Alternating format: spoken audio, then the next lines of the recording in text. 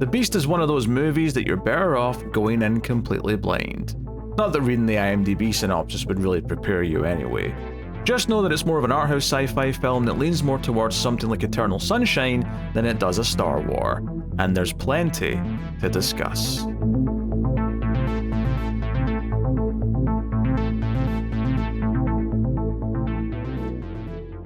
Welcome everyone to the Atomic Cinema Experiment. I am Peter, and joining me as always is David.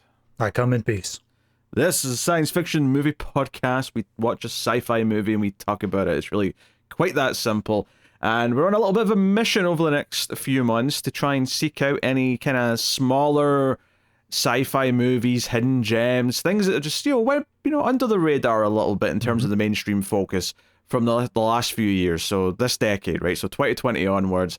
And one of the films that I found whilst looking for such a thing is a film from 2023 called The Beast, starring Léa Seydoux. So that is what we are going to talk about today. And of course, we will start spoiler free as we always do. We'll give you a warning before we get into the spoilers.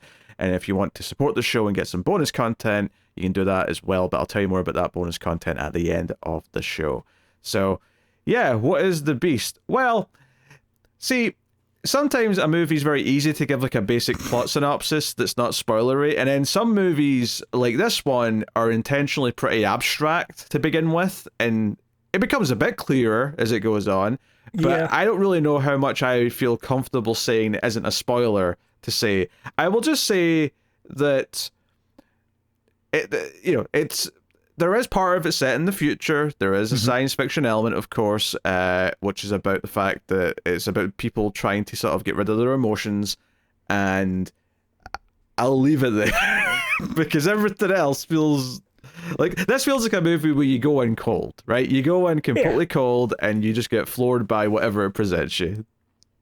This is, I again, I can't even describe like my comparisons without somewhat spoiling things, but yes. Going into this with just the IMDb synopsis still felt like I had no idea what was going on. Yeah, the first couple of scenes, and the second scene kind of lasts a long time. Like, does not give you any indication that based on what synopsis you'd read on IMDb. You're like, well, none of this tracks. What's happening here?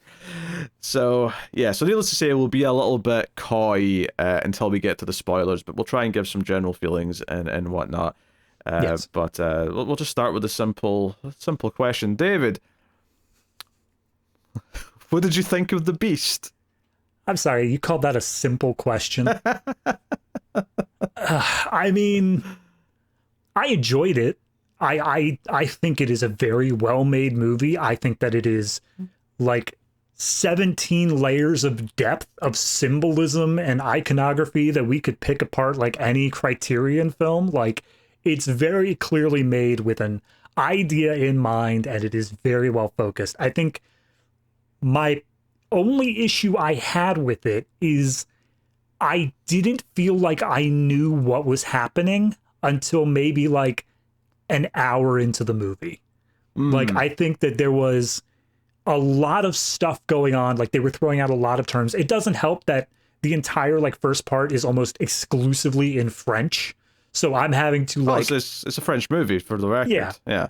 I mean, there's a part of it where they go heavily into English for a while, but there's entire sections of it where it's all in French, and like I'm having to understand these very high concept ideas through a language barrier as well. So it is very difficult for me to understand like exactly what's happening.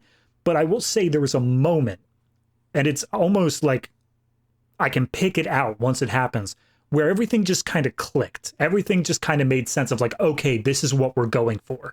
This is the idea we're playing with here. And once I hit that click point, that's where I was really able to look at it and pick out the themes and the ideas and like all of the different emotions it was playing with. And by the time we hit the end of the movie, I feel it really did make an impact on me. It made me question a lot of things, and it was a very well put together piece of cinema. And the movie or your life? Like what?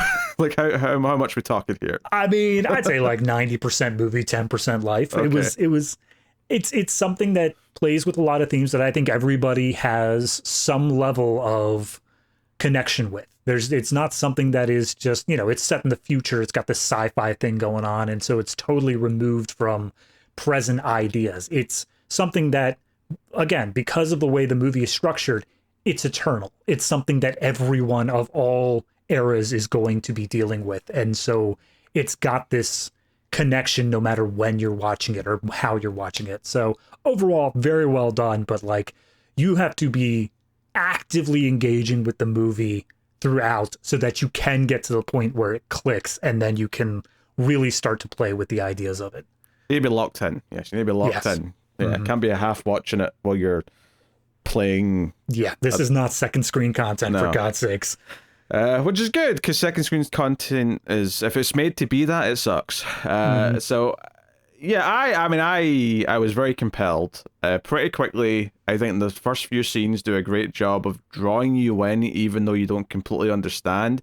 And I had theories about what had happened or what was going on that were wrong until it made it clear kind of what was going on. And once it did that, I don't think it was quite an hour in. I think I know what point you're talking about, but I think because this is a longer movie. This is like a 2 hour and 20-minute movie. I think it's maybe like the 35-40-minute mark in that kind of range where it does something that kind of makes it very clear. At least you may not understand every detail, but you get the gist of actually what it's doing at that point. And I think it obviously has different sections as well. You can kind of split it into like two distinct halves in a lot of ways, and even those two halves get split into their own halves. So I guess you call that quarters traditionally, but and there's also like a wraparound to all that. There's like it is very distinct. But there's also these little snippets where it'll do like a little cutaway to a very different section of the movie long before you get to it, and it comes across as really like, whoa, what was that little moment? Like, what's good? And you have context for it by the end of the movie, but when they just cut to a shot of like, say, a house that is completely doesn't fit into anything that's happening like thus far, you're like, wait, what's this? Where are we now? What's happening? Yeah, and then he goes. So I mean, needless to say, this is absolutely 100% an art house sci-fi movie, and if you don't want an art house movie, then just stay away because you're not going to like it. But if as soon as this started, I'm like, yep, this is Pete's pick. Absolutely. Hey, I didn't really know anything about it. That said, though, I will say this stars Léa Seydoux, and I will say, her being in an art house movie is the most like natural thing. Like everything I've ever seen her in has been weird in art house. Even she's in Death Stranding, the video game, which is Hideo Kojima, who is the most like, mind deaf like video game creator. He has to be weird and put in symbolism and do things that are just kind of off the cuff and nonsense, right? The last time I saw Léa Seydoux was on this show before you joined us, was Cronenberg's Crimes of the Future, which also not quite as art house as this, but still, had its quirks. It still, was definitely not just like a mainstream movie. So that's definitely her thing. She's an actor who likes to be in weird ass movies. That's her thing. I was gonna say I'm looking through because I'm not as familiar with her as you, but I'm recognizing I've seen movies with her in it. But I'm seeing Grand Budapest Hotel and The Lobster, and I'm like, oh, okay. Yeah, even those are pretty weird by mainstream standards. I've not seen it, but I believe her career more or less got started with Blue is the Warmest Color, which got a lot of acclaim. Also had a lot of controversy. Apparently the director was a nightmare to work with the actresses. Sure. Apparently put them through hell to get this great romance out of them. But yeah, I didn't even know she was in that until I was looking her up before we started, just to see if there was anything else that I knew her from. But yeah. So she's there. Also, George MacKay's in this, who I recognised and went, oh, I know him from something. And then it clicked quite quickly. 1917, which was actually my favourite movie of 2019, which is a fantastic film. But he's in this, and he's notably not a French actor, which it kind of sticks out. And it's kind of why, even in the more French portions of the movie, there's a lot of switching between French and English kind of casually. But I think it didn't sound like he was... Again, not speaking French, it didn't sound like he was speaking stilted French or anything. It sounded like he was pretty fluent in it. I mean, I suppose it helps when the director and the actor you're working with can probably just like on the spot say, hey, pronounce this that way. They can just give him instant corrections. Although it's entirely possible he just learned French at school, at least enough that he was able to smoothly transition into doing some French. I don't know. I like the idea that they're just in the middle of this really emotional scene, and then all of a sudden they're just like, I'm sorry, cut. You just called my mother a whore. What are you doing? He's just like, I meant to call her a wonderful lady. I'm sorry. Yeah, so those are obviously the two leads of the movie. I mean, Léa Seydoux is the lead, and then he's very much the other most important character, and that's kind of it. Everyone else is a very minor role in comparison to those two. I will say, I looked up this director. I did not recognize a single thing that he's done. There was Bertrand Bonello is the name of the director. Yeah, I can't remember it now. I remember looking it up when I watched it, but there was one that jumped out at me that I remembered.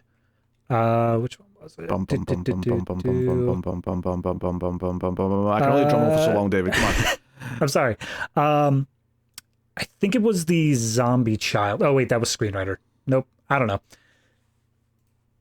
All right, nothing's jumping out now.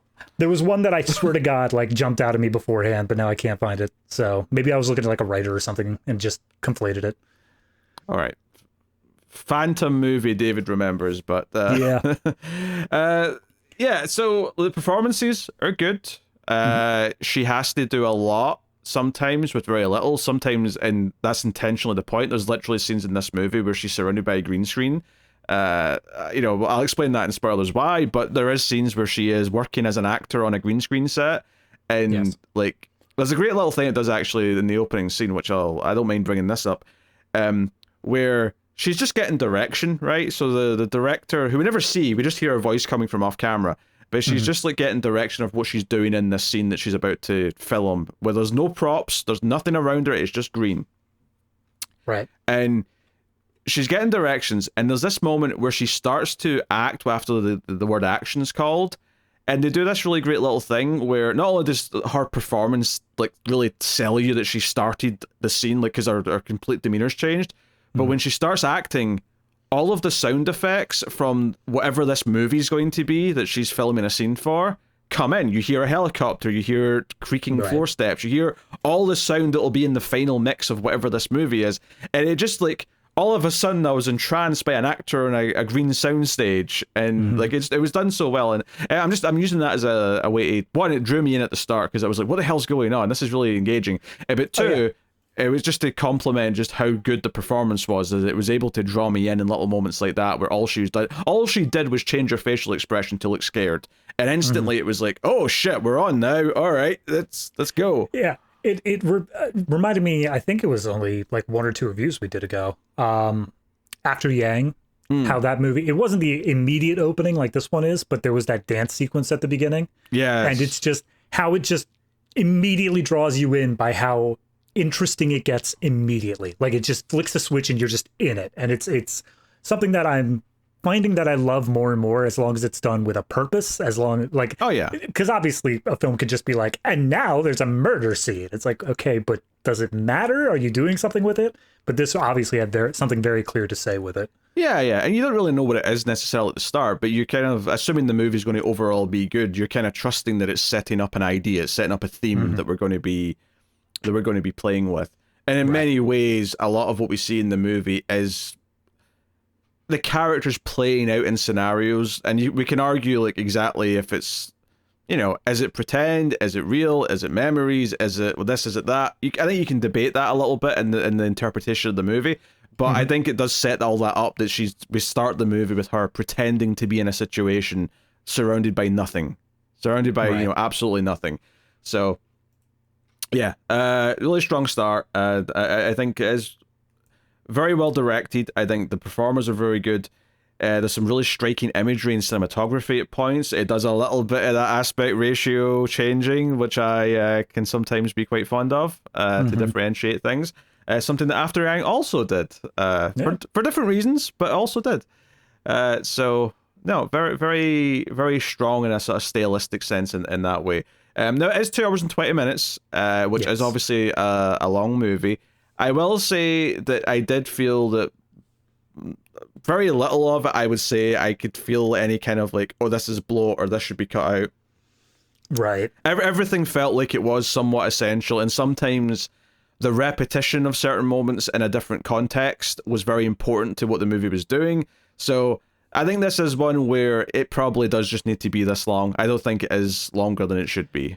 Yeah, going through it the first time, just on my first watch through here, I think that I would feel like the first intro scene might be the only thing that feels a little bit bloated. Not like the very first thing, but that first period that we get. Yeah. But honestly, if I went back and watched it again and like was able to now accept what they're saying rather than just sitting there going, what's happening, what's going on, sometimes it would feel more important. Yeah, sometimes I find when you go back and watch a movie like this again, not even like stylistically this type of movie, I just mean like a movie that's any kind of good but has a long runtime, I often feel like it goes in quicker on repeat viewings, which sounds like it shouldn't, but I think because you don't know where it's going the first time and you're kind of like, I don't know, there's something about like it's the same with a song, right? See, the first time you hear a song, it always sounds longer than when you get used to a song and you know all the parts to it. Once you know when the verses are, how many choruses there are, this is the bridge now, this is the final chorus, and the song's done. Songs go in so quick once you know them,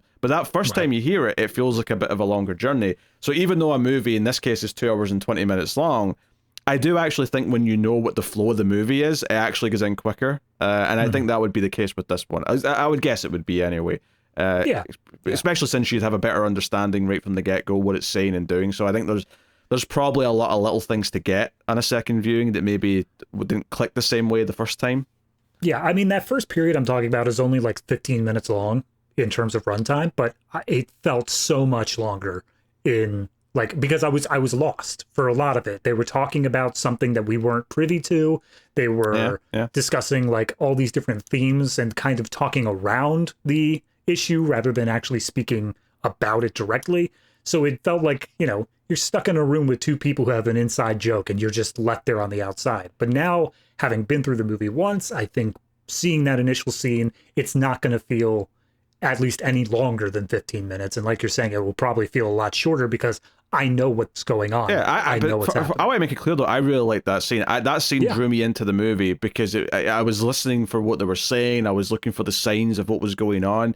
It's a very fine line to walk, but when you nail it like this, I think you get the intrigue rather than frustration because you're like, okay, what's going on? Clearly there's something happening here that I don't understand yet, but that there's hints in the way the characters are saying things, what they're doing, what they're referring to.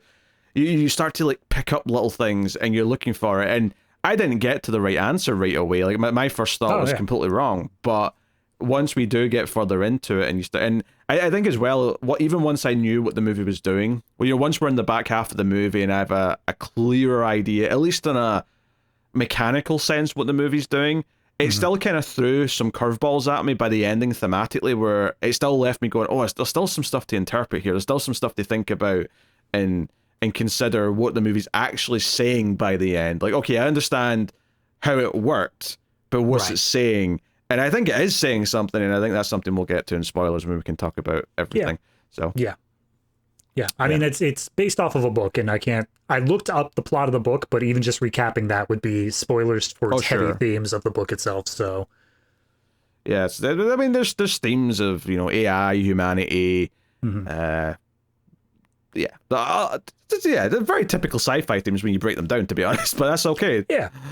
But it's how they tackle them. It's how it's particularly handled here that I feel like makes this a bit more unique, because if you say, oh, this is a movie about AI and its relation to humanity and stuff, it's not. It really isn't. It's kind of a background noise of what's going on, well, no, and it allows a lot of framing, but it's not the focus. Yeah, well, I would disagree with what you said at the start of that, though. I wouldn't say it's a movie about humanity's relationship to AI. I would say it's a movie about humans sort of like questioning what makes them human in light of there being AI that's seemingly lifelike, right? Yeah, that's fair. You know, it's less about the connection to the AI. There's a little bit of that, sure, because they're there, but like it's not the focus of the movie by any means. Yeah, so you're right. Yeah, okay. Music is not constant, but when it is there is some... I mean, not so much multiple themes where you're sort of going to be humming melodies or anything, but there's definitely moments where I felt like a sort of big string section came in as it got dramatic or something, that it was effective in the moment. Oh, yeah. There are long strings of tension in this, and I feel like the orchestra was really ramping that up. They did a great job of really making this tensions play out, and like even... I mean, it goes on forever. Like, once we hit the second half, the tension in this movie is just kind of a constant, and I feel like whenever the orchestra comes in, it only pumps that up and makes it even stronger. Yeah. So I think we do have to give the spoiler warning. I don't think there's much else we can talk about, really. Not meaningfully, so... Yeah. That said, though, if what we've said sounds intriguing and you want a bit more of a thoughtful, psychological sci-fi movie where technically everything we've said about, there's parts set in the future, there's AI, these things are true, but they're kind of a window to explore something. If I was to compare it to like anything sort of, not even like thematic, I mean, maybe a little bit thematically, but more just like sort of the type of thing you might enjoy that would lead to also maybe enjoying this, I would say something like Eternal Sunshine or something like, what was the one I was thinking of? Oh, it doesn't matter.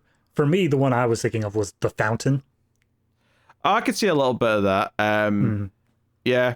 There is another one that I could compare it to a little bit, but it would just be a spoiler to compare it, so I'm not going to. But if something along those lines, at least in terms of like the type of movie and how it's presented, that's to say that it's 1-to-1 with those by any means, but it definitely is kind of more in that realm of film. So yeah, wait, spoilers for The Beast. You have been warned.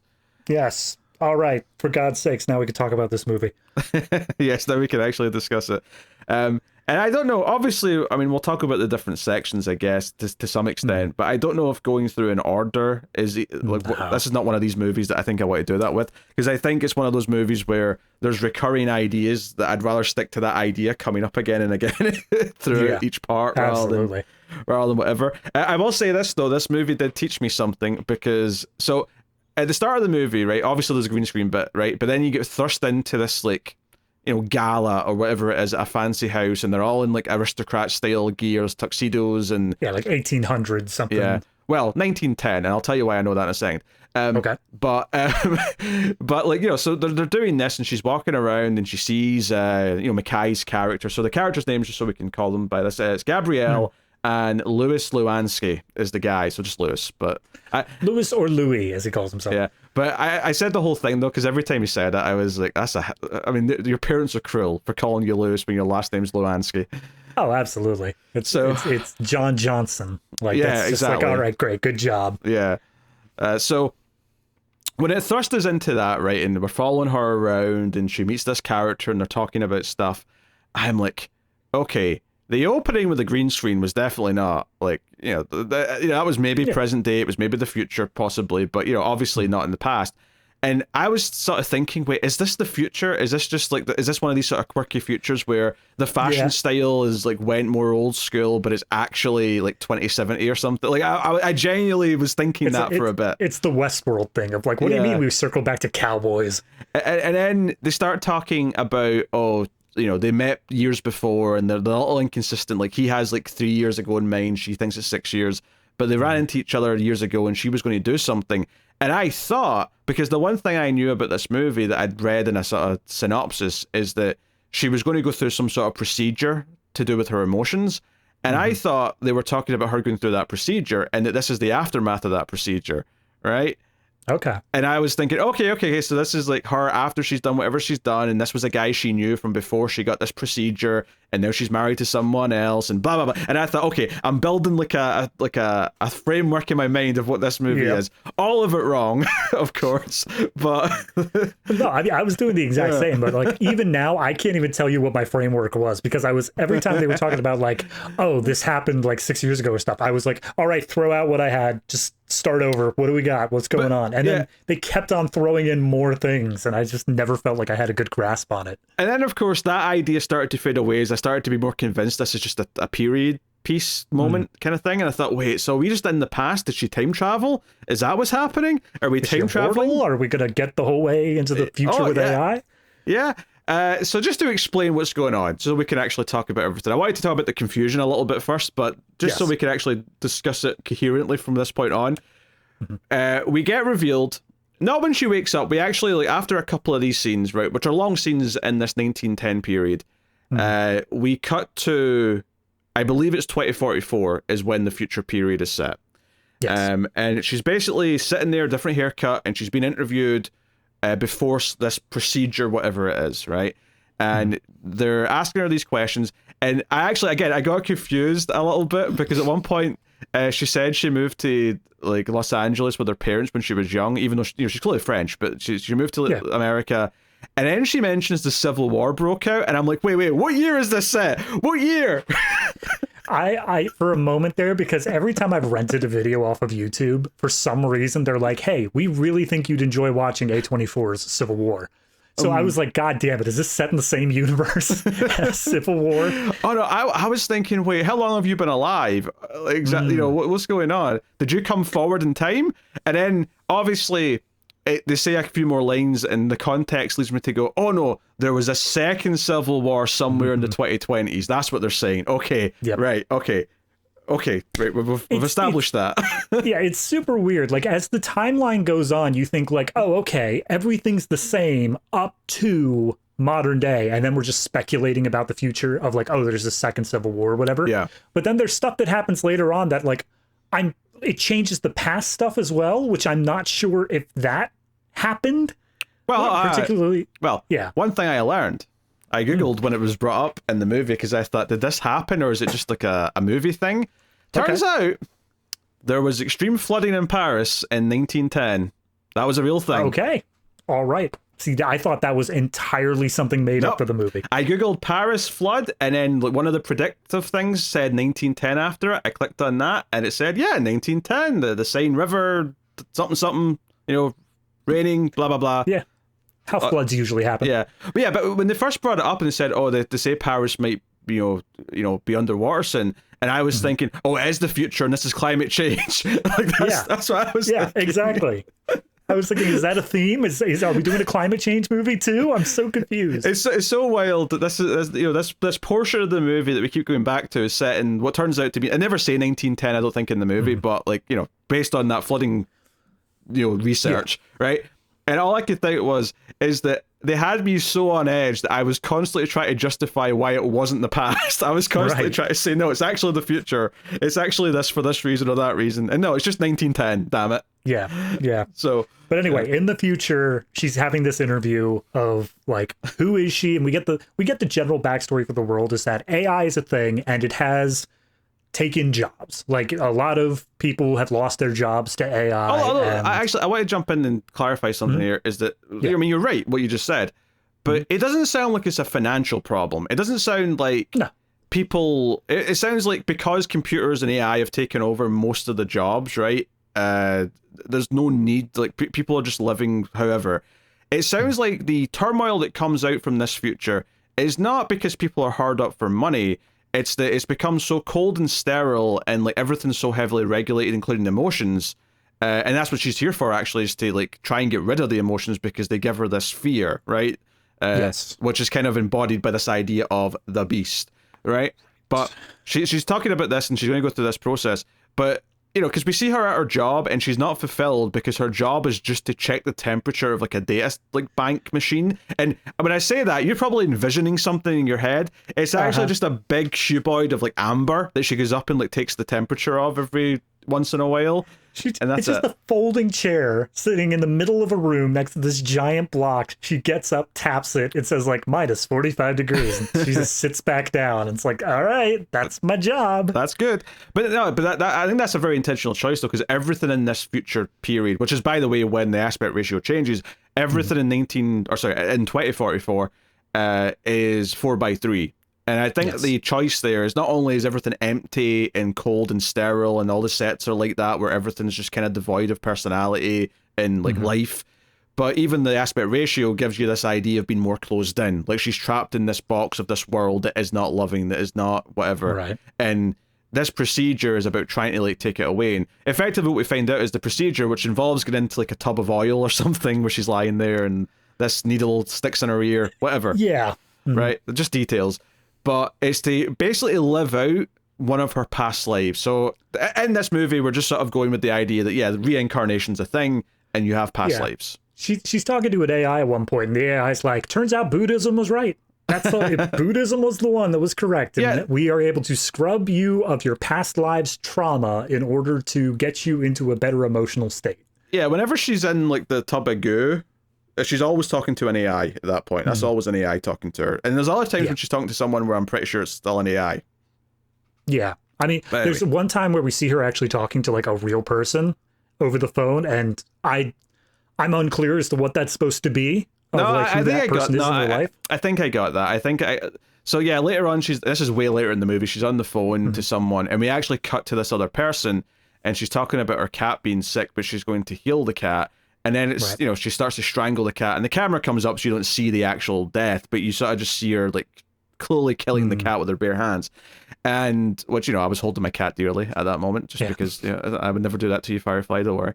Of course. But I think this is to show just like what this process is doing to everyone. Everyone has just become cold and robotic, and this is just her solution to this, is to kill the cat. Like, love's not a factor anymore. It's this emotionless.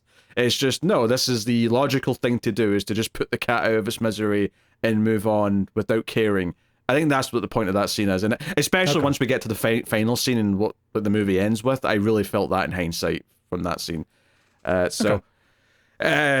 Yeah, so that's basically what's happening. She's living out a past life, and one of the wrinkles here is that one of the things we see just before she goes through with the procedure, or because it's after her interview in the future, is she bumps in to Lewis in 2044, and he's just looking for where the interview room is, and they bump into each other, and it's a bit of a meet cute, but it's just kind of like a short, like, oh, is it that way? Oh, how did it go? And she's like, are you lost? And he's like, do you mean in the building or in life? And he's like, well, I'll start with the building, and we'll deal with the life a bit later. Yeah. So it establishes this idea that because we've already seen him meet her in the 1910 portion, and at this point I wasn't sure where that was going. I was thinking, is this backstory, is the 1910 stuff actually living out a prior life, or is it just this fictitious version of it based on someone she's met in the present? Right. Like, switching back over to that reference to Eternal Sunshine. Yes. It's like, yes, some of these memories actually happened the way they were playing out, but some of them are just kind of piecemealed together previous memories and inserting different things into them, and it may not have happened exactly as we're showing it happen. Yeah. I mean, I think there's still an interpretation to take from this if you want to argue that these past lives are not real. I think for the sake of discussion, I'm just going to say that they are for the rest of this movie, just based on the idea that by the end, it does feel like we're dealing with this idea that these two people keep meeting in multiple lives, and it keeps not working out. And then that leads to where we are at the end, kind of thing. So yeah, I think that's the only way to really play it out there. So at this point, I do want to bring up the context of the original book. Sure. So the original book was written back in 1903. It does not have time-traveling AI aspects or anything like that. It is set specifically in 1903.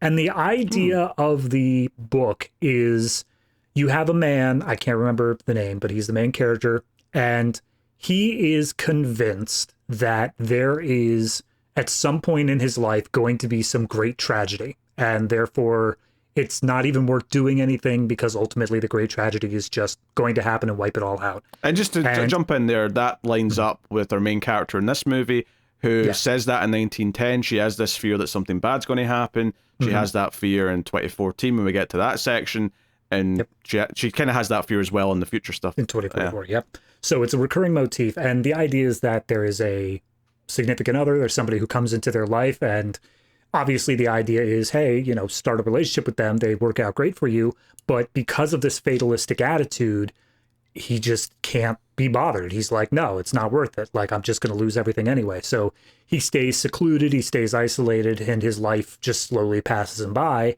And it's only once he reaches the end of his life that he realizes that the great tragedy itself was he wasted it. He didn't do anything with his life. So I think that is something as a recurring motif in this movie, this idea of anxiety and fear of the future, this idea of waiting for the other shoe to drop, is a very recurring motif through all three of the sections of it. Oh, yeah, for sure. And I when you said, oh, this is this you know, this fear that something bad's going to happen, the beast, like, you could outright in certain contexts just call it mental illness. Like, just how much. I mean, hell, in the 2014 part, one of them is definitely outright mentally ill. So that's something to talk about. But yeah, no, like that is definitely a recurring theme throughout this. And Because at first I was like, okay, she keeps talking about this bad thing that's going to happen. Is that because she's come back from a future life and she knows something bad's going to happen from memory? Right. Like, is that what we're talking about here? And I think that's because even though there's definitely science fiction elements in this, and some of it really does add a lot to this movie, sometimes it was almost like an obstacle for me because I kept trying to apply everything to science fiction as opposed to just taking it as a thematic thing. We get a character in this movie we get multiple characters even, who are actual literal psychics. And they are able to see through the veil of past lives and future lives to some extent. Technically, it's just one character.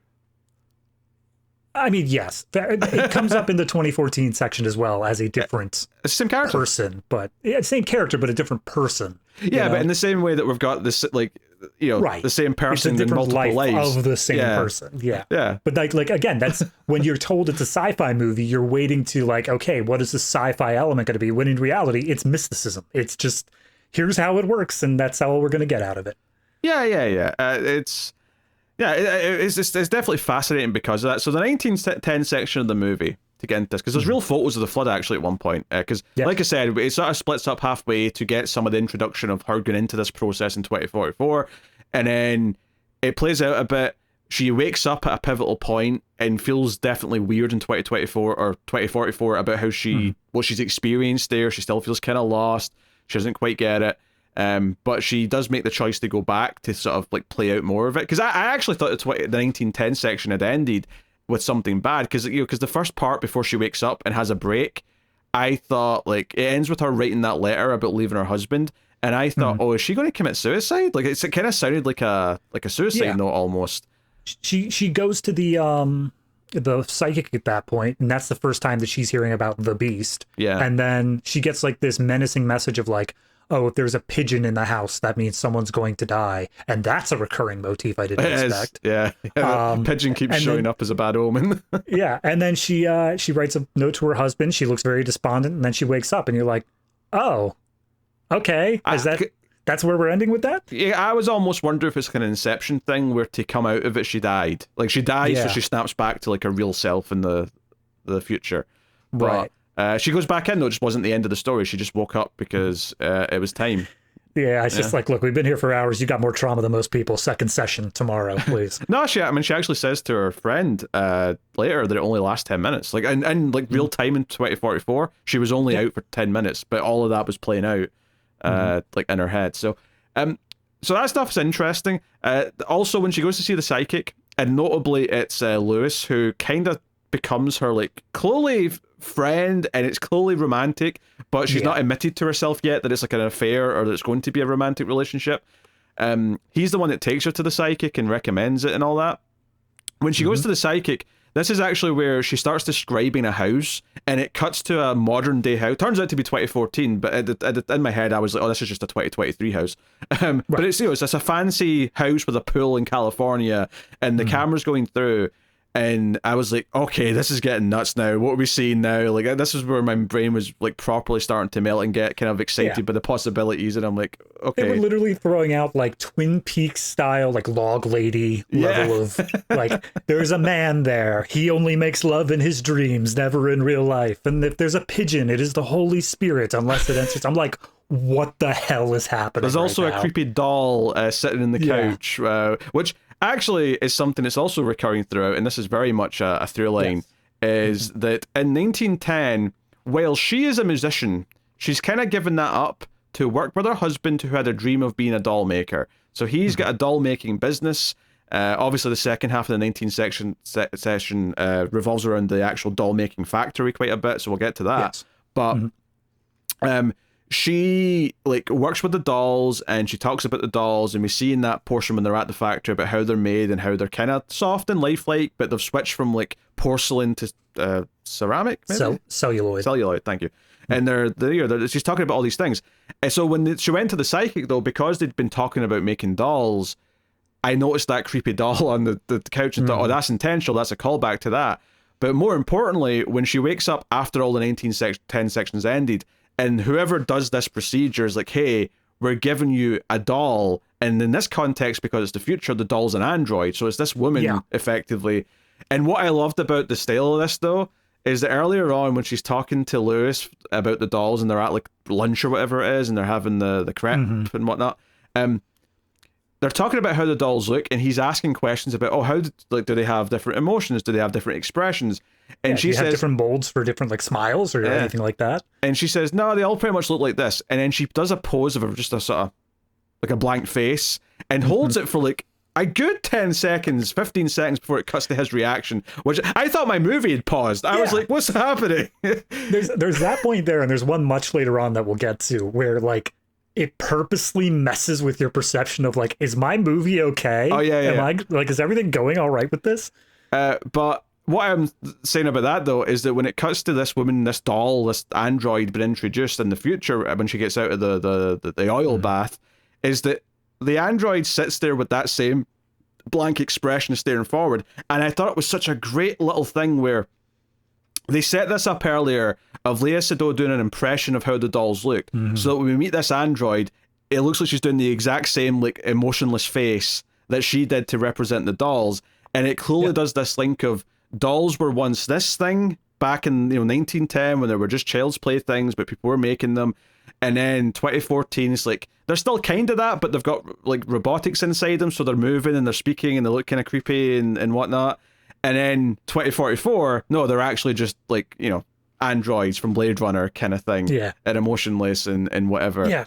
No, I think the ideas that it's playing with, and again, it's kind of just background noise. It doesn't really apply that heavily to the main plot, but this showing the evolution of synthetic life, this evolution of like, we start them off as literal just dolls. And then in the 2014 section, you get like a more lifelike doll, one that can move on its own, one that can talk on its own. But also there's a part where she's on the phone and she's talking to like an automated call service and it's mispronouncing words. Right. It's obviously just text to speech. So it's not intelligent yet. It's not there yet. And then cut to 2044 where it's essentially running the world. And you just see in the background how this has all happened while humanity has more or less either stayed in place or devolved in a lot of ways. Well, I would say the two things that stick out to me is one, it's super important for the movie thematically because it's part of why everything doesn't feel right. Like she feels like there's a point where her android says, "Would you like to make love to me?" And it's very cold and just like, "Oh, is that what you'd like to do today?" And she's like, "You're a doll." And it's clearly like, no, it's not fulfilling to talk to one of these dolls. Like they're not a real person. She wants a real connection. She wants real emotions. But also just this idea that like that it isn't so much that humanity just let it happen per se. I think it's actually very important that her husband in the 1910 section, his dream was to make dolls. And I'm not saying he's culpable in the future of where AI goes, but this idea that there's always going to be someone who wants to do that next thing, who wants to make them more lifelike, who wants to make, like the tech bros in Silicon Valley want to do all this AI stuff, even though almost everyone's looking at it saying, most of this use case is actually terrible for everyone and probably just leads to people not having jobs and whatnot. No, I mean, it immediately relates, even if you go back to the 1910 section, of this idea of here's a thing that can replace normal human interaction. Yes. Here's a thing that we can do instead of just talking to each other. And it slowly starts building on itself over time. On that, one of the first things that someone says to her in the movie, because she's looking for her husband before she finds Lewis, she passes by this woman and she says, "Oh yeah, I'm having a nice time, but I'm looking for my husband." And the woman says to her, "Isn't it funny when we're at a party, we always seek out the person we know rather than anyone else?" Like it's sort of that idea of like avoiding more. And hey, as an introvert, I feel attacked. I feel like I am being put on blast here. So like, I can sympathize and understand with it, but also understand why a lot of us don't really want to do a lot of interacting with strangers.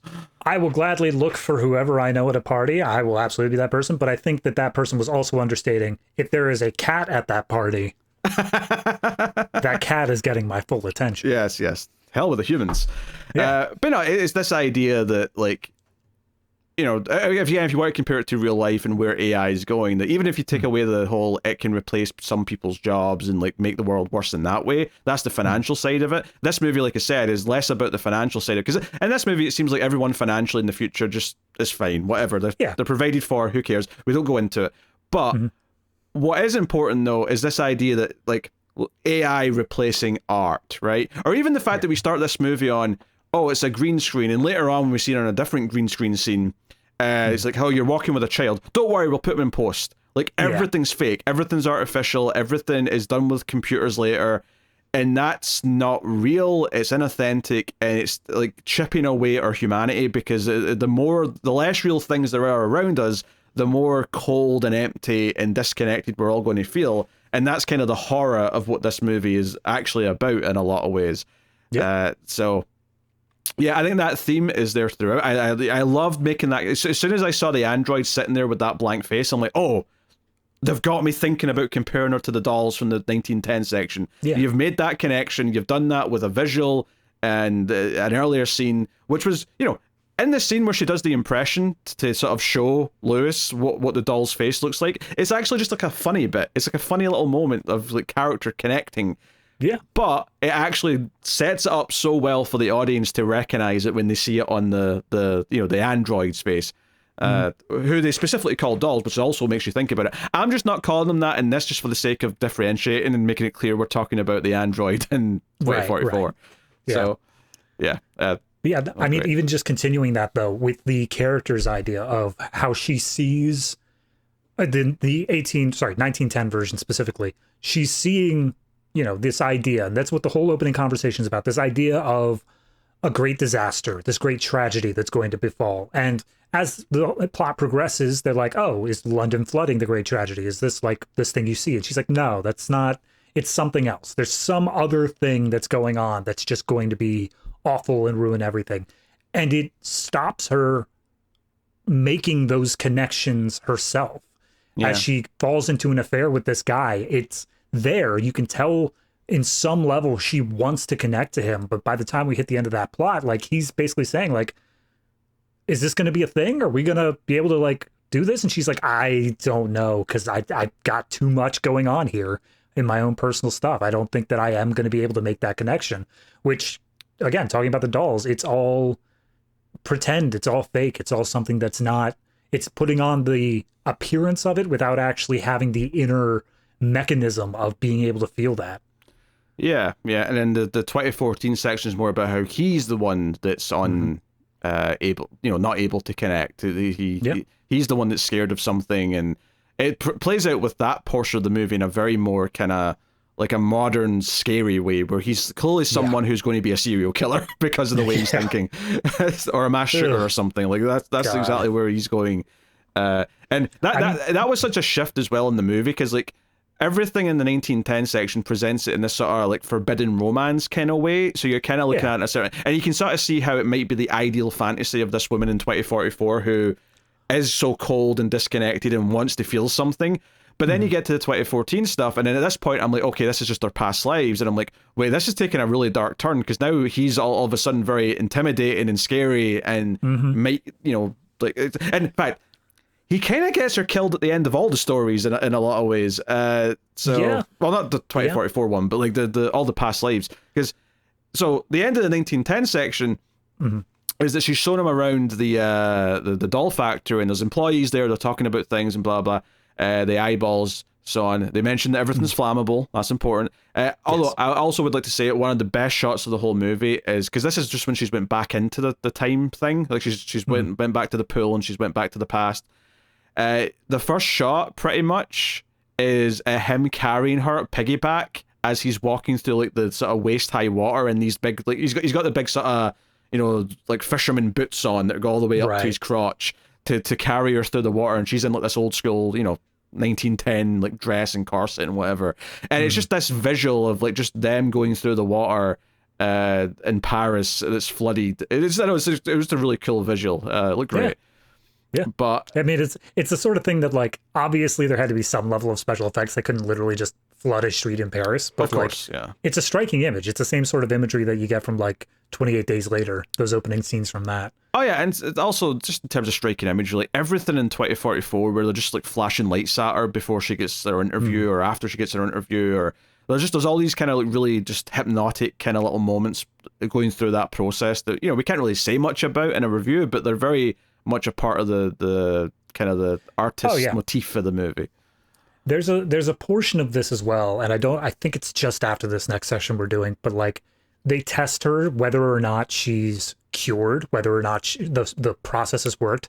And it's just them holding on her face, but saying that they're showing her an image off screen and like saying, okay, if you're cured, if we show you this image, it's not going to impact you.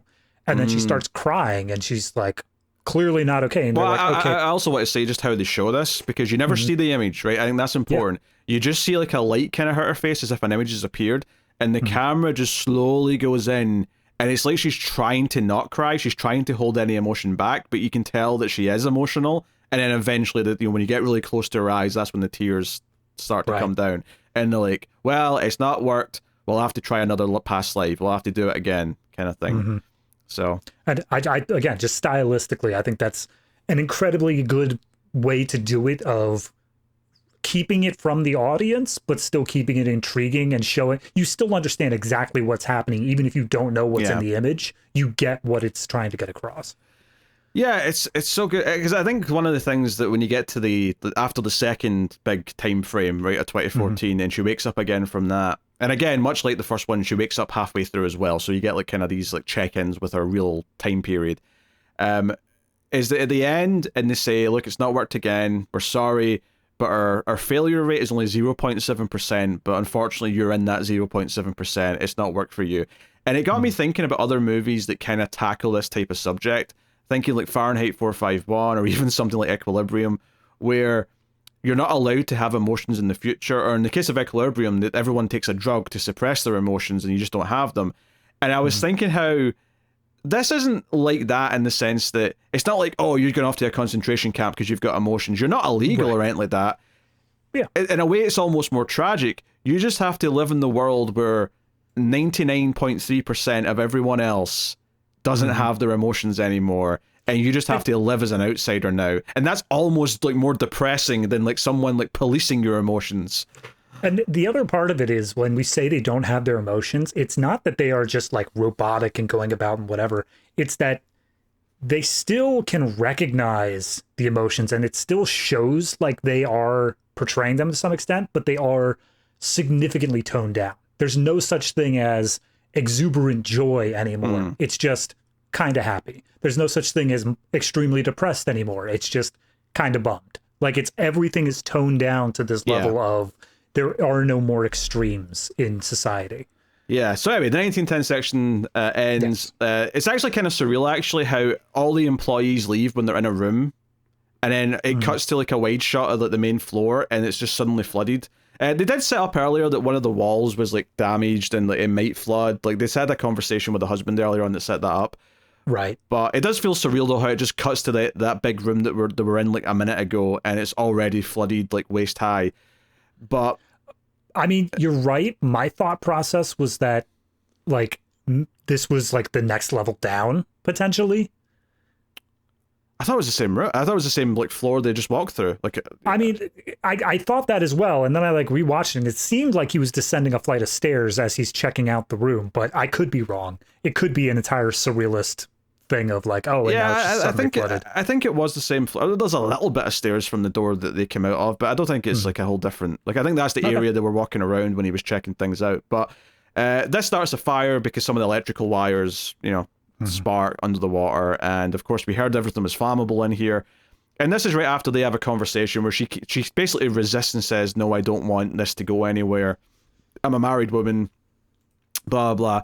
It is notable though that, and this happens a few times in the movie, where she actually imagines him like coming over and like holding her and kissing her a bit, and then it like snaps back to what really happens, and it's just he's just standing there, like it's not happened. So she's clearly thinking about it. She wants the excitement, she wants the love and the happiness and all that, but she can't let herself actually give into it.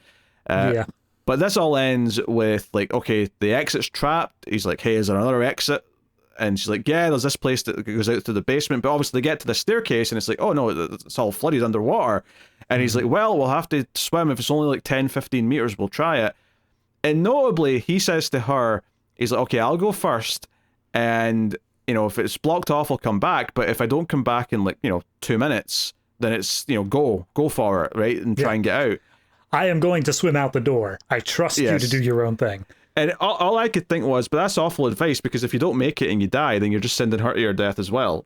Which, funnily enough, is exactly what happens. Yep. She goes swimming after a few minutes. And this all looks great, by the way. There's fire behind her. They're in the water. Like, they did a lot of good stuff here to make this look good. They show, like, underwater, there are still windows that are facing outside, but you can see the light pouring in through them. So, like, obviously, freedom is right outside, but there's just zero way to get to it.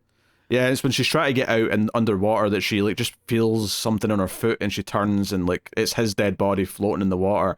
And this becomes the end of this section, is that, you know, she drowns there as well, and that was the end of their life. She died pretty young. And it's intercut with her husband, who we've only gotten little spits of, but the husband is reading her note that she left, basically saying, "Hey, this isn't working out. I'm gonna bail. I'm gonna bounce." Yeah, so it's like everything went bad all at once there. And she put that note away because she basically decided against giving it to him. And it's only because she's died and he's looking through her things that he comes across it. So it not only has she died and didn't get the happiness she wanted, she's made her husband look really sad after her death. Yeah. When she could have just, like, if she was never going to go through with it, she could have just let him thinking, you know, that they had a happy marriage and it's tragic she's dead. Like, but I mean, even you just saying that there, it's tragic she's dead. This is the tragedy. This is that thing that she was like, she felt was going to happen in her life, and ultimately it did. And so it's only because of her hemming and hawing and like, oh, do I want this, do I not, that she was even put in this situation to begin with. So yeah, and we see a little bit more 2044 after this, where she wakes up, she's given this android who, you know, tries to give her advice or take her wherever, and they end up going to like a dance club. Like, she says she wants to dance. They go to a club whose entire shtick is every time they go to it, it's a different, like, year that they're emulating inside. Which is actually thematically kind of nice, because it ties in with what the movie's doing with getting out of the past lives. It's not the same years as those, though, because the first time they go, it's 1972. And so it's all sort of disco-y music and whatnot. And she's just kind of like, again, she's sort of like cold and disconnected whilst everyone else is having a relatively good time. She tries to sit with some people. Oh, maybe that's a later scene, actually. But she meets Lewis there at the very least. She runs into Lewis. Yeah. And this is, again, they met at the interview. So in the 2044 timeline, this is the second time that they've met. Yeah. And she says, oh, did you go through with it? And he says, no, not yet. You know, I'm taking a few days to think about it. But clearly, she's remembering everything she just went through in the 1910, like memories.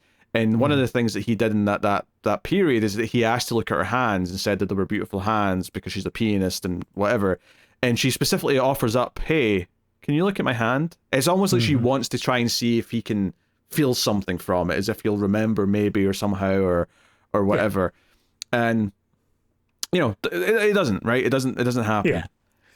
I love she goes back to the android and she's like the android saw that conversation going on. She's like, who's that guy? He's like, oh, I left my husband for him. Once upon a time, yes. Yeah. In a different life. So, yeah, so we go to the 2014 section, right? That's kind of the next big part of the movie. And things have changed completely here, where now she is a aspiring actress or model. I mean, she's doing modeling work, but she wants to be an actress. That seems to be like what we get. Yeah. She's doing auditions. We're in LA instead of Paris. We're in LA, and like this other model saying, hey, you should go get some work done and stuff like that. Again, artificial, like not real. It's you know, fake stuff. So that's like her side of it.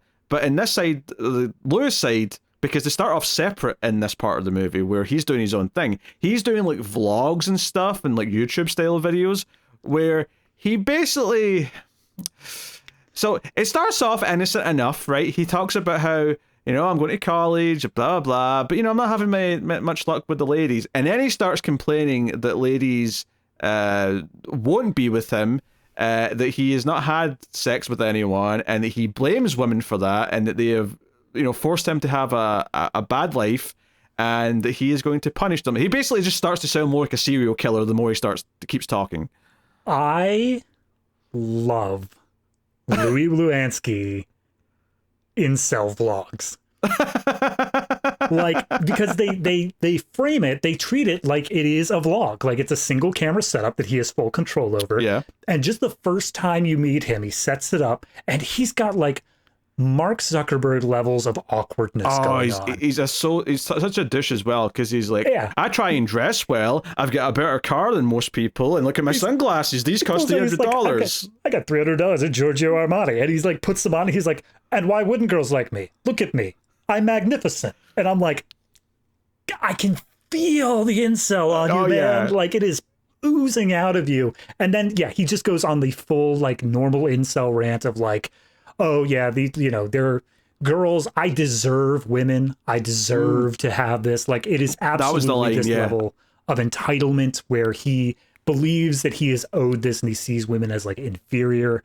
I hate him as a character, but I love the way he's portrayed because it is so realistic. It is so much. You feel the entitlement that like I've seen so often on the internet, and God, he encapsulates exactly all of it. And that's the thing is like, George MacKay is not a uncharismatic. He is not an unattractive actor. Like he is able to easily portray like when we were back in the 1910s era, he seemed like the kind of guy, she'd have an affair with this guy. He's freaking amazing. But the fact he can just pivot so easily, and his opening line for every vlog is, hey everybody, Louis Luansky here. And he has like this nasally tone to it. I just love it. Yeah, well, I don't know what it says that like it was easy to buy the incel route because he switches to an American accent for this portion. That's true. But for some reason, it just worked. It was like, but I mean, it makes sense. I mean, because obviously she's still French and she's like moved to the US in this like time period with her family, or she moved here for acting pursuits, right? That she says that here.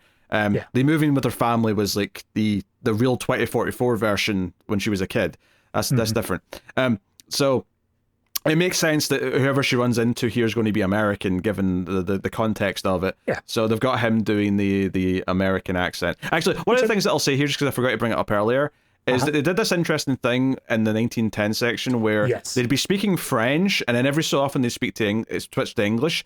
What I really liked about it, though, is that I actually got to a point where I predicted when they'd switch. There was a point when they were in the doll like factory, where they said something in French, and I went, that's going to switch to English. And the reason why it's going to switch to English is because they're about to open up about something emotionally. And that's every time they switch to English. And I got it. The next line out of their mouths was in English, and I went, oh, I nailed it. Yeah, I noticed that as well. Like, depending on what the context of the conversation was, they would switch between different languages. Yeah. Also, during the 1910 segment, we mentioned that she went to that psychic, and we saw the stuff in the house and all that. Yeah. When we cut to the 2014 segment, we immediately see that the house that she is watching over, that she is house sitting, is the same house. Yeah, but notably it's fake because it's not hers. This is something she's watching for someone else, so it's not, it's not her house, it's not her home, to be a more accurate word. But what I'm saying is that because we got that little glimpse ahead in the 1910 segment, when we see it pop up again here, we are immediately reminded, and we're like, oh, we have an expectation of where this is going to lead to. Yeah. We have an expectation of like, she's going to be making out with Louis on that couch there in T-minus 20 minutes. Actually, she never does. She never does, but you have that expectation built up because of that scene. She imagines it at one point, but she never actually does it. Yeah. She actually makes out with some older neighbor dude for like a minute. Seemingly. Yeah. Which also just seems like a mental break for a while, but all right. Yeah, she's also disconnected. She's alone. She talks repeatedly in this section when she's on like the phone with her, I don't know, some other a family member maybe, or a friend from France. I don't know, but she's on the phone with someone, and or a Skype call, I think more precisely. And she mentions how, she's the only model in LA who's not having sex on Saturday night. She doesn't really have that many friends. She kind of gets friendly with that one girl who tells her where to go to this nightclub, but then she pulls out and didn't show up, so she's just there on her own, and she's kind of alone. And meanwhile, this is where we get that sequence you were talking about where she tries to talk to people sitting down at a table, and they're just like, ew, get out of here. Don't have it. Right, yeah. We've got it. Because it happens twice, but yeah, you're right. The first time's in the American part, and then the second time's in the future in the French part. Yeah. But so the way this plays out is we see her struggling with this, wondering if she's made the right choice to be an actress and come to LA and try this. And this is where she gets a pop-up on her computer for a psychic, call. And it's the same actress who played the psychic in 1910. And she's like, what, I'll do it, whatever. And she's like, hey, Blah, blah. And she's like, do I ask questions? And it repeats a lot of the same dialogue from that first meeting, just in a modern context. And the woman who feels a lot more of a huckster in 2014 basically says these ominous things again about how, there's a man in your life. And she's like, no, there's not. I'm single. There's no one. Yeah, she's saying things from the broad perspective of being aware of multiple past lives and the future and all that. Meanwhile, our main character is just sitting there like, I'm just talking about my job. I just want to know what's going on with that. What are you talking about? Who the hell's a Louis Luansky? She ever mentioned a name? That's important. No, she doesn't. But like in the general sense, he's being brought up. Yeah, so that's going on. That's what her life is. Meanwhile, Louis, we see these vlogs, and then eventually we see him not in like vlog style, but just actually kind of driving down the street. There's a great, I was like, man, this is turning into like Maniac or something, where he's driving down the street and he's just watching this woman go down the pavement, and he's just like, the camera just stays on her from the perspective of inside his truck the entire time, and I'm like, oh man, this is getting like sinister. I'm like, this is turning into a thriller, and I was not getting those vibes at all in the first half of the movie. So the more vlogs he does, every once in a while he peppers in phrases of like, they're all gonna pay, or day of retribution and stuff like that. It's like, oh, okay, he's like a threat to these women now. It's not just he's upset at them, he is an actual threat. And he ends up seeing Gabrielle for the first time because she's leaving this nightclub, and he sees her and he follows her home in the car. Like he follows her back, and we see that he's sort of hanging around outside the place.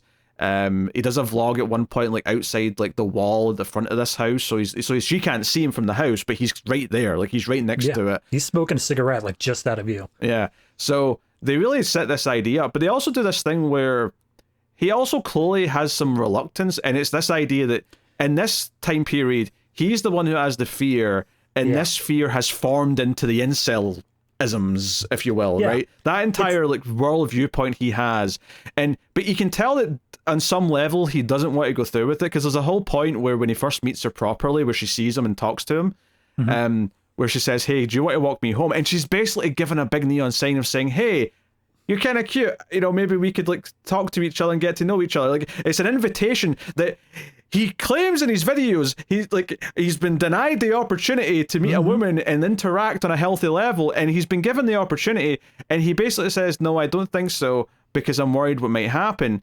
And you can read that, of course, as like, no, I'm going to do something stupid. And to me, that sounds like he knows that if he ends up alone with her, one way you could read it is that he's actually scared of the interaction, and it's that fear that's actually the problem with his life in general, and that's probably true. And then the other side of it is that in some level, he actually knows that, well, if I get alone with you, I know I'm going to kill you, and I'm actually not ready to cross that line yet. Like, in some level, maybe he doesn't actually want to go through with the whole homicide thing that he's kind of gearing up for, but he's clearly building towards it. So you've got those two things at play, and that's very interesting from because it is fascinating to get to the final part of this movie, and regardless of how it ends, which we'll get to, is that on some level we're still meant to be kind of rooting for this idea that these two in different lives have been wanting to get together from one side or the other, and it might finally happen in 2044. It's actually kind of wild to still be rooting for that when one of the lives that he had was this character, was this person. They got to this because a little bit you skipped over was it's LA. There was an earthquake. Oh yeah, and it was very minor. I want to say though, the way they portrayed this earthquake was again very surreal, where it felt more like the screen was warping in a sort of bubbly way, and then it wasn't until they actually said there was an earthquake, because I thought, wait, what's happening here? Is a dimensional rift opening up? What's going on? I mean, you're right. I think the warping was intentional to say like this is where the trauma began or something like that. Okay. But yeah, no, then the earthquake happens. She goes out. She talks to the one neighbor who we'll get to later, and then walks over to Louis and it's just like, hey, I don't want to be alone. Big neon sign. Let's go have sex. But he... Oh, yeah, I mean, it kind of is. But even if you don't read it as that extreme, it's just, hey, this is an opening. This is a welcoming to engage and maybe start a relationship of some kind. But that is where I love his reaction, because it is so true to life, where the basis of the incel movement is not this idea of, oh, I am actually never approached by women, I am incapable of doing these things. Like, it all comes down to when the moments present themselves, They live in this fear and this insecurity, and they just retreat. And then once they retreat, they have to self-justify it. They have to turn it around and say, well, if I did do that, it would have resulted in them making fun of me, or it would result in them like tearing me down, and I'm not going to give them the chance to do that. And it just self-reinforces this hatred that they've already been stewing, where once we see him saying like, you know, this nice woman came and she tried to talk to me, but I know she wasn't actually nice. That's where he ends it saying like, and this is it. That's what pushed me over the edge. That's what allowed me to come to the conclusion that I have to do this. I have to make them pay. So regardless of whether or not he was, you know, reluctant to go there on the sake of he was feeling violent and didn't want to inflict that, once he's able to stew in it for a minute, it's what ultimately pushes him over the edge. Yeah, and even most people who have good, successful romantic lives don't get approached as easily and is like with much of a welcome sign out of the blue as this was. Maybe in the context of like a nightclub or something where everyone's kind of looking for that kind of thing. But in this kind of context where everyone's just standing out in the street because an earthquake happened and they're checking the damage or whatever, she just comes over and like starts to engage. And like I say, it's a giant welcome sign to like, hey, try this, like have a healthy relationship with someone for once in your goddamn life. And he just cannot. And then it gets kind of weird because she's back at the house and she imagines the like him showing up, right? I mean, we don't know that at the moment, but he shows up at the door and he comes in and she starts talking. I don't even remember what she was talking about, to be honest, because I was so. She's basically just saying all the stuff to like he's still very reluctant even in this imagination. He's just like, you know, I shouldn't be. And he's like keeping to himself on the couch. And she's the one who has to approach him and is basically just saying things like, hey, don't worry about it. Everything's fine. Just let me touch you. Let's get more intimate. And then they start kissing. And it goes to that sequence that we saw first in the 1910 section of him shirtless on the couch making out with her, and she's 100% fully into it. But then it snaps out of it, and it's like an older neighbor dude who's there. And it's the dude who she initially talked to outside, And she freaks out because she thought she was with someone else, and she's like, who are you? And he's like, what are you talking about? Like, he clearly is just this innocent guy who thought he was getting lucky. It'd be like, you seem kind of, I'm just going to leave. You seem good. Yeah. I'll just go. It's quite the tiniest little thing. It's right on the in-between, right as she's experiencing this pleasure, and then just before she snaps back away, it cuts back to 2044 for just a second. It cuts back to her in the oil bath, showing her in mid-process. Yeah, she's having well, I don't know if she's having an orgasm yet, but she's certainly having physical pleasure thinking about it. Which actually, also, there was a weird bit, I don't even remember what this was now. Wasn't there a bit where she was doing like some sort of weird slow dance and the AI voice? I think it was in the future. The AI voice was saying this was like a new way to achieve like solo sex or something. Yeah, that was back during like the very intro when she was like talking out her fears with the process of like, oh, you know, I don't want it to affect this. I don't want it to affect that. Yeah, it was like, hey, do this sort of like kind of yoga / dance that'll make you come. That was basically it. Pretty much. I'd forgotten about that until we started talking about her enjoying herself in the oil bath. So I think one of the things I want to bring up here, just before we get into the rest of where this goes with the two of them, is there's a running thing here where the owner of the house calls her and asks, oh, like people said the lights were on because she was up late at like, 4 a.m. And she's like, yeah, no, I'm just up late. It's fine. I was out and I came in and I've just been sitting around. And he also says, oh, but neighbors also said they saw someone creeping around, which is true. We've seen Louis creeping around. We know it's him. And she's like, no, I've not seen anything, so I don't know. And then it happens again after the earthquake where he's like, hey, was there any damage? And this actually got us such a laugh out of me. Is not right away, obviously, but she's like, oh, I mean, no, nothing too bad. That blue vase went over, and he's like, oh, that's not too bad. Oh, and also that other vase that's over by the window. Yeah, the Chinese one. And she pauses before she says that. And he goes, oh, that's a shame. That was a Ming Val. That was, well, what can we do? It was really expensive. Jesus. As long as you're okay and everything's okay, it's fine, whatever, right? And after she hangs up the phone, she walks over to this vase. This is clearly fine, and she just throws it onto the floor. And I like, it's not a funny movie, but this moment really made me laugh. She basically just saw an opportunity. I can do something here, guilt-free. No one will know. And that's the other thing. Like we were talking about before, how with the presence of AI and whatnot, there's not really this aspect of financial stability. There's not really this running theme going on there. And even in this section where she's talking to the one friend she met at the modeling agency, they talk about like how much money they're making. She's like a nanny to some kids while she's watching the house of this rich person. And they're talking about how much they're making, but it doesn't ever feel like they're hurting for money. It doesn't feel like this is an instance where it's like, oh, we're severely underpaid or whatnot. It's just something that's going on. But this is the first time where it feels like there is that just tiny little microaggression of, you make so much more than me, and therefore I'm just gonna like take this out on you, just a little bit of smashing your priceless vase. Yeah, I think for me it was more this idea that it ties in thematically to what her job is in the future, where her job is just to sit there and take care of this computer block. Here she's just sitting here in a house taking care of a house, which is a little bit nicer. Obviously it's a nice big house and she gets to stay in it, but it's like a step towards that. And arguably even in 1910 she gave up the thing she was passionate about to, you know, just basically like be second in command at like a doll factory, which again, she gets to be a bit more active there, but the husband's the one making the choices when she really wants to be a pianist. In 2014, she really wants to be an actress, but she's having to do this to make money. And then by the time we get to 2044, no, you just sit there in silence looking after this computer block. That's it. This is what it's devolved to. Like she doesn't even have a secondary goal she's aiming for. Yeah. It's just, this is what I am. Yeah, the secondary thing is just completely gone. Yeah, thinking about it, I guess the pianist thing, she was already somewhat successful by the sounds of it, but had given it up. Whereas the actress thing, she hadn't really done that yet and was trying to. And then, in 2044, she doesn't even have a goal that's separate anymore. Yeah, it's just a slow... It's, again, going back to the major theme of this idea that there is a great tragedy, and so you shouldn't even try. If you view that over the span of multiple lifetimes, you start off with like, oh, I've got these big things going for it. But by the time you hit your quote-unquote final lifetime there, it's... You have zero energy or motivation to do anything because you're just still expecting the shoe to drop any second there. Yeah, so she... I don't remember anything significant happens before this. I mean, she goes to the club again. She dances a bit. He watches her again, but there's a bit more of that. No, she specifically is looking for him. She goes up to the waiter and she's like, "Hey, Louis Luansky, do you know if he comes to this club?" And the bartender's just like, "I can't really give out that information." And no, he does not. So she tries to get more information on him, tries to meet up with him again, but is ultimately unsuccessful. You're thinking of the 2044 section? Yeah.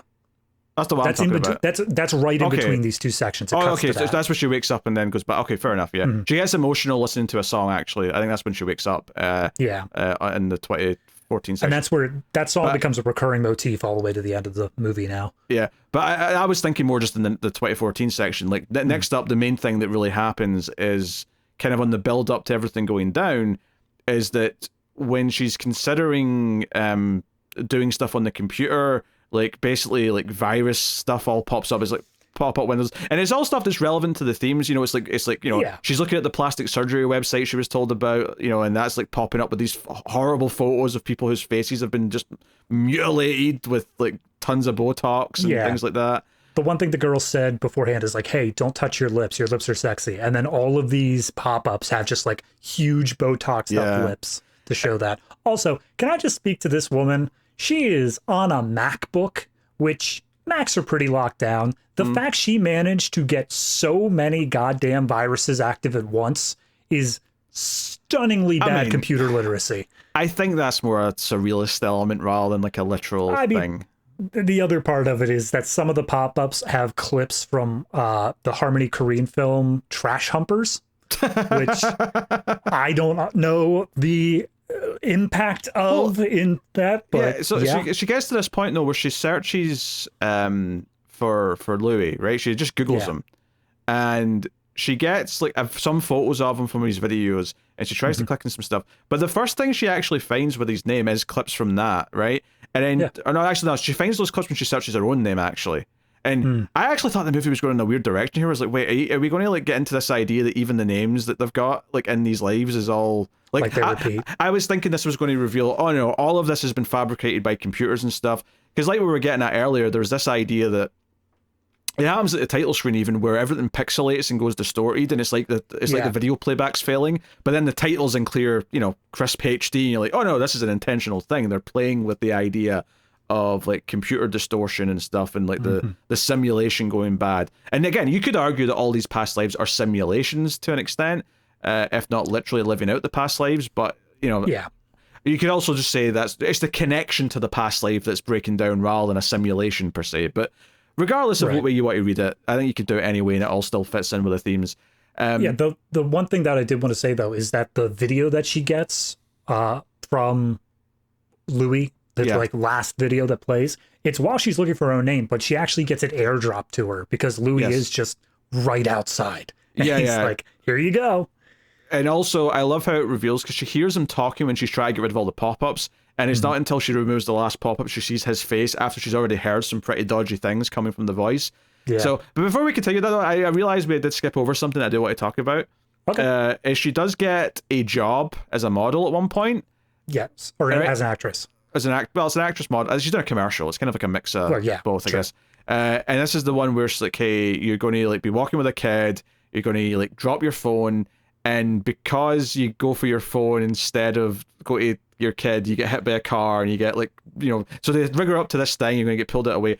And the line that really stuck out to me though is when the guy is explaining the scene to her says, do you think you can be scared when there's nothing really there? And I just thought, oh, that's just the whole movie. Like the idea of the fear of the beast, like scared of something that's not there. Yeah. I was like, very good. And even the opening scene, which we kind of mentioned, but like she's in the green screen and it's like, hey, you're going to do this, someone's going to be over there, you're going to pick up the knife, and it basically just ends like it goes to the title, it distorts and goes to the title when she turns and screams. So it's like, she screams in like pure terror, and then it comes up saying the beast. So it really sets the tone. But yeah, this idea that you're just pretending the things around there, so it's all fake, it's all green, much like the sterile world of 2044. But this idea of being scared of this tragedy that you've convinced yourself is going to happen is like, oh yeah, she's well versed in that. That's her entire like lives are all built around being scared of a tragedy. In one case it's more him than her, but this idea. Even then, I think that she has this general fear of like being able to branch out and move on, because she's even when she's discussing her modeling career, like despite the fact she's just starting out, she already, when she's talking to other people, views it as like a failure. She's like, hey, I just got this modeling thing, but I'm the only model in LA who's not having sex right now. It's this idea of like already being fatalistic about the job prospect, even though she just began it. Yeah, that's fair. Also, in the commercial bit, I just need to say the ad you're talking about that she's doing of like, oh, you hesitate for your phone and you get hit by a car. It sounds like it's doing like a driving PSA of like, be aware of the roads or whatever. But then as the guy's describing the ad, he's like, and then we're going to put text up on screen saying, that's too bad because you had an unlimited plan. And it turns out it's actually just like, nah, it's just we're selling phones. That's all it is. It borderline sounds like that fake commercial from RoboCop 2 where the guy dies. It's like, oh, if only your internet had been faster. Right, exactly. So bad, but I love it. Oh dear. But I guess that just plays into the cynicism side of it and like the humanity being taken away from everything around her. So yeah, like your final, I mean, it's not the final scene of the movie, but the final of the 2014 section is kind of this horror movie almost, where he's clearly outside, she's aware that he's out there, she's like going around locking doors, making sure they're checked, there's security cameras, so we get a bit of her like up at the security camera room like watching the footage, and he's stalking throughout the house holding a gun. Even before that, like the home alarm system goes off and she doesn't know why because she doesn't see him. Simultaneously, she's on a video chat with the psychic again, and the psychic is like, I'd rather tell you these things when you're alone. And she's like, I am alone. And she's like, no, like the person behind you as well. And she's like, what are you talking about, lady? What the hell's going on? Yeah, and obviously when she sees the video of Louis, he says the line, I only have sex in my dreams, which obviously ties back into what the psychic had said. So that makes her kind of like, oh, wait a minute. He's the dangerous one. Oh, no. He's the beast in this. Yeah.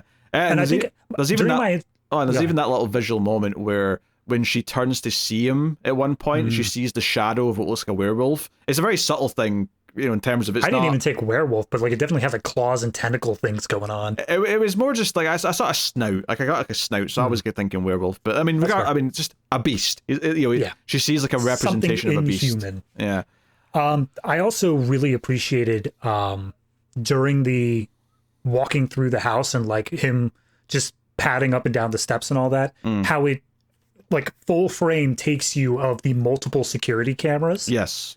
So it like engages you in like, this is all you're allowed to see. There's no, this is not outside of the realm, whatever. You're seeing exactly what she's able to see. And you can see him making his way up the stairs, turning the corner, and you get immediately the sense of geography of he's getting closer.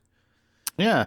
And like when he gets to the door, she basically gets to this point where she says, look, because she says, I'm going to open the door and try and like sort of talk you out of this or whatever. And he's like, no, don't open the door. And she argues, well, if you don't want me to open the door, it means deep down you don't want to hurt me. So even in the face of this, she still sees some sort of good in him that she wants to try and kind of like reach and, you know, open out to. And this is where things like break down and like the connection to the past life or the simulator or whatever you want to call it, because it starts like repeating little bits of footage. Like she goes to open the door. You see her open the door like 4 times because it sort of snaps back multiple times. Yeah. There's a point where we're following his perspective outside of the room, and the camera, the audio continues, but like the video freezes for a full like 5 seconds and then does like a very quick catch up. And I'm like, was that my player? That was so convincing that even though they'd done things already to mess with like, video playback's failing, I legitimately thought that was just a legitimate error that I saw. Absolutely. It was so I played it again just because I was like, was that my thing or was that the player? And no, it was absolutely baked into the movie. Yeah. So well done. It sounds like, like maybe this will work, maybe you know, but then you it sort of like glitches out again, and you see her lying dead in the pool and him standing with the gun. So implying that whatever happened to her, whatever, you know, the events took place, it ended with her dead. Like ended up with her dead in water again, no less, compared to the first time.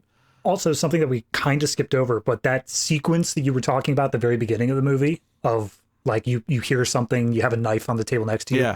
They intercut back to that to show that I like that it is exactly the same things playing out in order. Yeah, no, I like that a lot. Which is also this idea that I thought thematically it was saying, hey, all these lives are all just like, let's say, because I thought it might do a swerve at one point where it's like, no, she is an actress and all these things we're seeing are actually just different movies she's been in, but they all just thematically tie in with where the movie's going. It doesn't do that, but that was kind of like the vibe I was maybe getting at one point where it was like, oh, this kind of matches up with that opening green screen thing, and maybe that's what they're getting at here. But it kind of like, it entered my mind and then left because I'm like, okay, it doesn't really click with what else we're doing. But there was a moment where I thought, oh, they're going down that path. So it was constantly engaging me and making me think about what it was doing. So that's good. Yeah. For me, the way that I thought about it back once they showed that section in the 1910 period of her imagining him being like very romantic with her, and then it snaps back to him being away, is that this mental process, whatever she's going through, is that her desires in that moment, her desire of how she wanted it to go down, were so strong that it basically is like a memory. It is something that was like baked into her of how badly she wanted this particular thing to happen. But then ultimately the reality is still there as well. So that's why it kind of glitches a little bit, is because she wanted this version so badly that it may as well have been reality to her. But then ultimately it snaps back to what actually happened. I think that works well here with the fact that it glitches repeatedly several times, is that maybe there's multiple, like she's trying to force really hard a good ending to this, where the door opens and she's able to talk him down and maybe somehow a romance starts despite what he was trying to do. And instead, you know, the reality always lends to what it's going to be, which is her dead in the pool. So the final chunk of the movie, which is her, you know, she's been looking for Louis. In 2044. Yeah, in 2044. And she ultimately does find him. And they agree to go to the same dance club again, right? And then this time it's 1960, I want to say the theme is. Yeah, it's like 60 something, somewhere in the 60s. And she's finally going to be there, and she's alone. And this also ties into something the psychic said actually at one point about her being alone. Oh no, it was the dolly, the droid. Yeah. Said, I had a dream about you last night. You were with a man in a dance floor, but it was just you two, like dancing close together. And this ends up being what happens here. Is they go to the nightclub. Other than the bartender, there's no one else there. They dance to the same song she cried at earlier in the 2014 section that woke her up. And they're dancing, and she's asking questions as they're dancing slowly. And basically, like they're so happy. Like she's like, I'm so happy that we finally got it to work this time. Like I managed to work through all of the trauma, even if I'm not, you know, purified, if I don't have any emotions, but like that's the benefit of it. I'm aware of the trauma. We managed to get to a point where we can work things out this time. Which is a good point to make, is that, we mentioned it much earlier, but that it's when she wakes up from the death that she's told this didn't work. Like, we can't cure you. You're not purified. It's not worked. And she finds him finally. They're having this dance. But then he reveals that he has went through it. Like, in those few days where he was thinking about it, he did go and get it done. And he's like, hey, why don't you, get stationed where I am? And he's like, I've got a good job. You should take the thing so that way we could get this job together. And it's not passionate. It's not this deep love that she's expecting. It's very clinical. It's cold, very cold and emotionless. She backs away and says, but you had this done? Like, you went through the pro. And he's like, well, yeah. And she breaks down. And the end of this movie is her falling to her knees, tears in her eyes, and screaming in horror. That's how this movie ends. And I think that's when it comes back to this idea that all these past lives, one or both of them were too scared to actually go through and be happy, that she's finally at a point in this life in 2044 where, even though she's tried to erase her emotions or purify her emotions, a la like losing your memories in an Eternal Sunshine or something like that, she's finally at a point where she realizes she wants real emotions and real happiness, and it seems like she's finally getting it, only to find that he has already, like, basically, for all intents and purposes, died, right? Because the emotions are gone. And that we've skipped over it mostly, but like this recurring motif of every single time that one of these past lives is ending, there's a pigeon in the room. And this pigeon being inside represents the death of someone. It was inside the warehouse when the fire happened and they both died there. It was during this ending sequence as she's being stalked throughout the house. So he kills her in that one. And as they're in this nightclub, there's a pigeon flying there as well to signify the basically deaths of this multi-life relationship that they had. It's been scrubbed clean of them. And so therefore it's no longer present there anymore. Yeah. And he gave in to the beast, the fear, got rid of his emotions. It seems like all of society's been trained to do that. And it just doesn't work for her. Maybe in the next life it will, if that's what she really wants. But it's a tragic ending, because it's this like, no, all of her realizations that she wants to have like a real like connection are impossible, and that's the horror of the ending, and that's why she screams like she does. One thing that I love in the reveal of him being purified is that the song that they're dancing to is that evergreen song, which was playing all the way back in the 2010 section. And she says like, oh, I remember this song from one of my things. And he's like, yeah, so do I. In fact, we danced this song all the time. And she's like, what are you talking about? And he reveals like there was another life that she didn't even have to go through, where they were dancing together as the song came out in the 1960s. And like they shared a life together there as well. And it's just been scrubbed again. Like this whole idea that like, there's something that we have. He remembers it. It's there, but it's gone. Yeah, I like that too. I like this idea that he didn't live through the same one as that she went through two.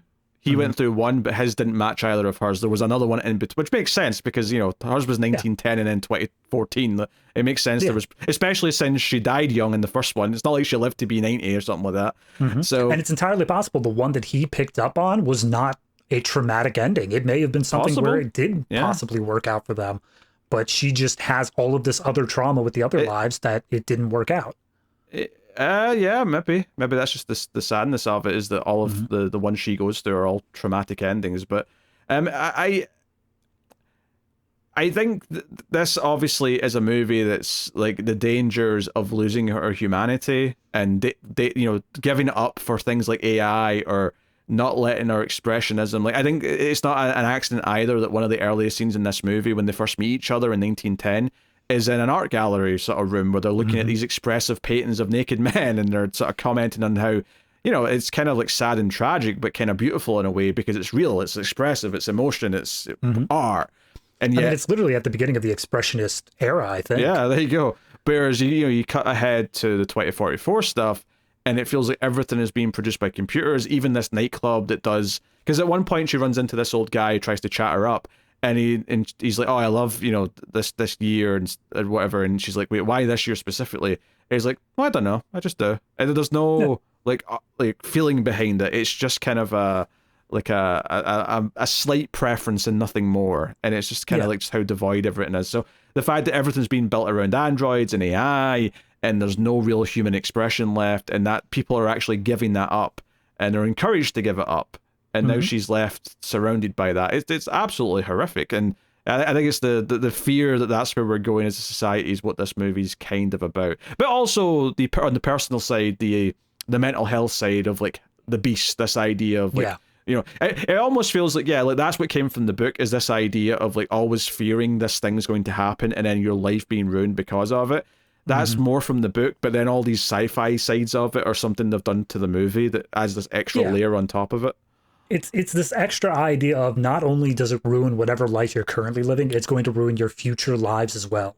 Like it's this idea of it's always just, it's this genetic imprint that this anxiety and fatalistic notion just leads to more and more misery the further down you get. It's basically saying, yes, we're decrying the loss of humanity, but this is a problem that's created by us because this is who we are as a species, is we give in to these bad impulses and fears. Yeah, I mean, I would even view it from the lens of like, she's just a snapshot of humanity at any point, of this fatalistic impulse of what do we do when as a society, we don't believe tomorrow is going to be better? Like, what does that mean for our future? What happens when we do get to tomorrow and we haven't done any preparation to make things better? It's just going to constantly devolve into this like getting worse over time. And if anything, Louis' 2014 period is like the absolute extreme end of that. Is like he really doesn't believe tomorrow is going to be better. In fact, he's constantly telling himself it's going to be worse, and that's what leads him to these extreme outcomes. So these super extreme actions that only make things worse by their sheer existence. Yeah. And because the world in 2044, just to go back to it, it's cold, it's empty, it's sterile. We didn't even mention this, but whenever they're walking outside, all the humans are wearing like these sort of like gas masks because apparently the climate's just like not fit to breathe anymore.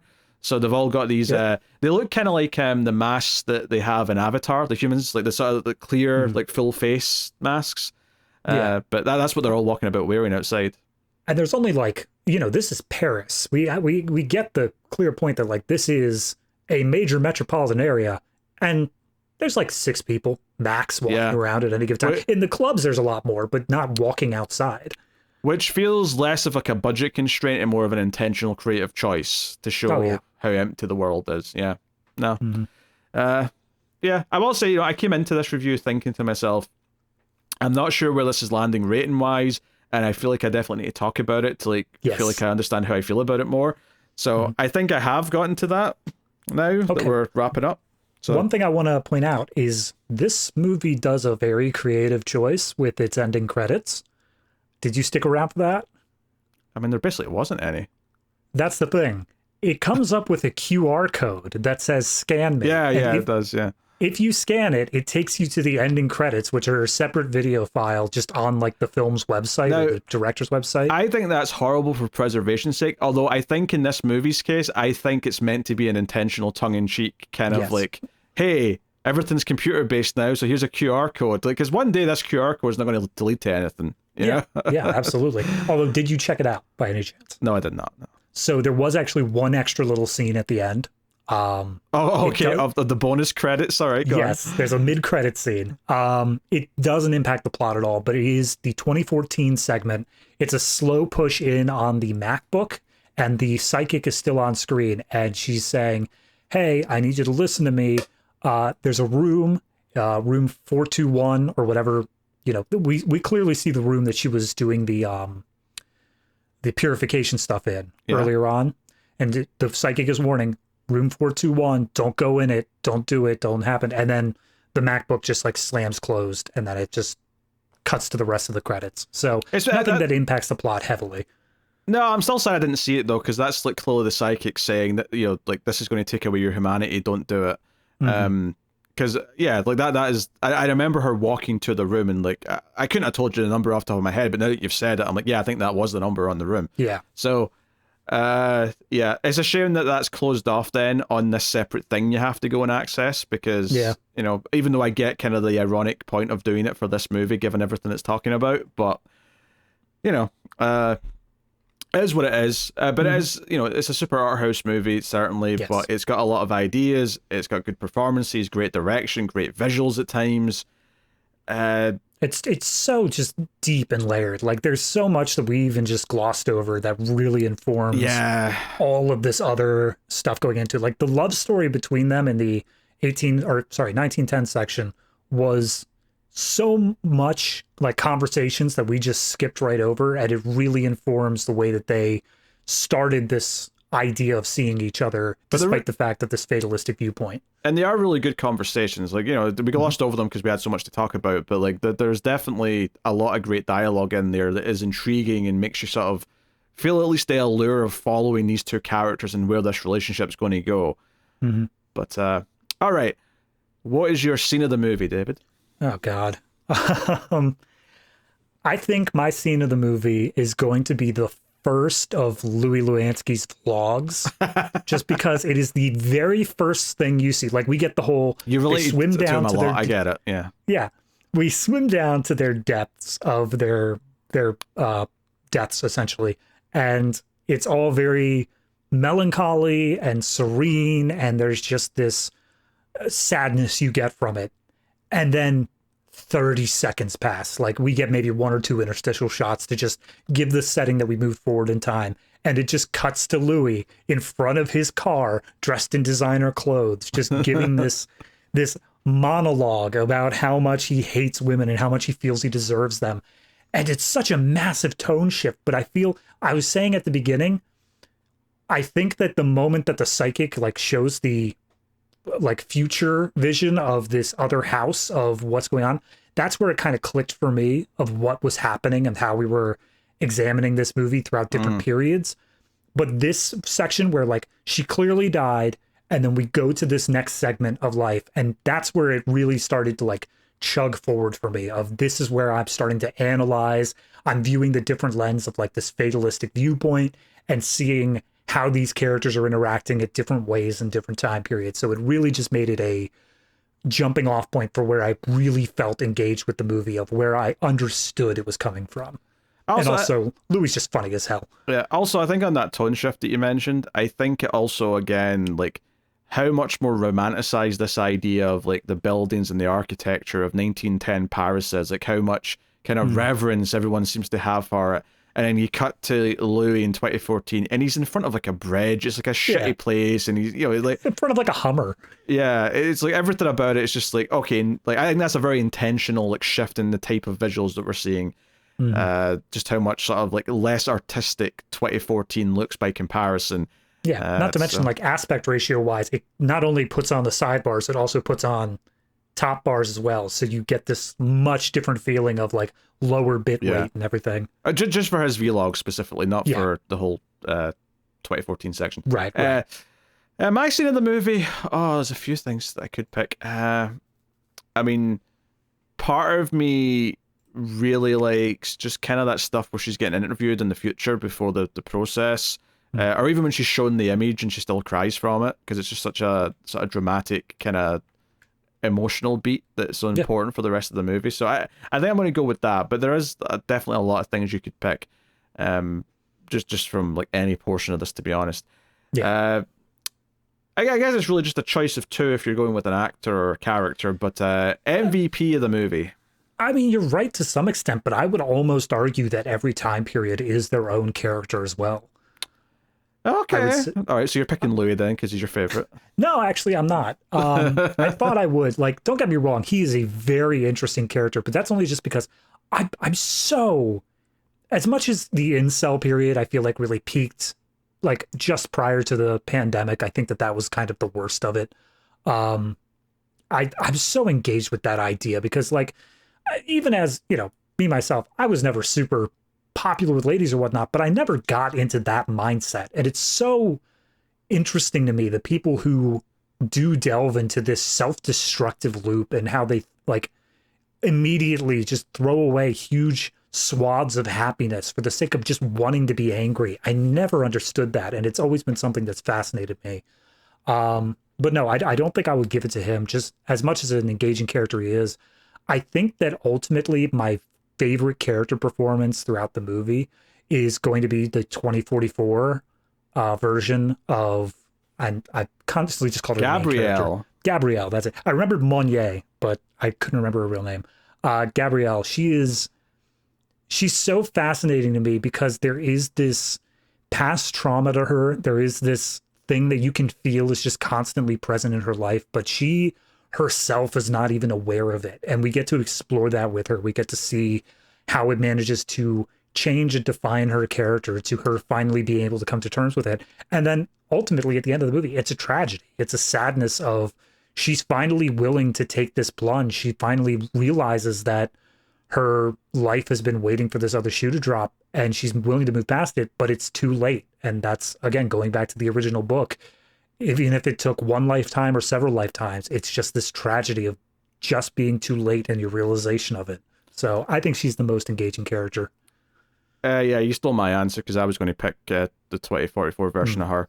Mainly, it's just like, not only is it interesting because she has like this sort of like backstory of a future that we don't know yet. So every time it cut to 2044, it's when it got like, I was into like everything that was doing in the 1910 stuff, but I got excited when I was like, oh, we're in the future now. Like, what is this world? Like, where are we? What's happening?